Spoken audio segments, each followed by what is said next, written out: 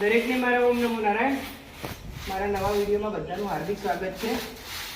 તો ભાઈ જોઈ શકો છો કે અત્યારે આપણું ક્લિનિંગ ચાલી રહ્યું છે. બહુ જ ચોમાસામાં ખરાબ કન્ડિશન થઈ જાય એટલે ક્લિનિંગ કરવું જ પડે, કારણ કે ક્લિનિંગ ના કરીએ તો એની ઘણી બધી સાઈડ ઇફેક્ટ હોય છે, જેમ કે મચ્છર કરડે છે, પછી ગાયનું નેચર પણ બગડે છે, એનો સ્વભાવ હોય છે એ પણ ચીડીલો થઈ જાય છે. એથી જે પણ પશુપાલકો છે એમને અવશ્ય ગાયની આજુબાજુ વાતાવરણ ચોખ્ખું રાખવું જોઈએ.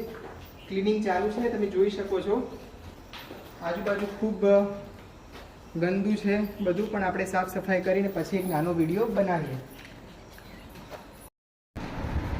Cleaning is done. જો કે ક્લિનિંગ કરી દીધું, એના કલાક પછીનો વિડીયો બનાવું છું. અને ઘાસચારો નાખી દીધો છે, એટલે ઘાસચારો ખાતા ખાતા પણ એ થોડુંક ઘાસ નીચે નાખે છે, પાડે છે, એટલે થોડુંક તમને એવું લાગશે, but cleaning is almost done. તમે જોઈ શકો છો કે પશુઓની આજુબાજુ આપણે આવું મસ્ત વાતાવરણ રાખીએ તો તમારા પશુઓ અવશ્ય સારા અને તંદુરસ્ત વાતાવરણમાં રહે છે, અને એમની બોડી, એમની હેલ્થ એ પણ એકદમ સારું અને એકદમ મજબૂત રહે છે. અને આ ક્લિનિંગથી અને ચોખ્ખાઈથી મચ્છર, પછી ઘણી બધી બીમારીઓ અને બીજી બધી ઘણી બધી મુશ્કેલીઓથી આપણા પશુઓ દૂર રહે છે.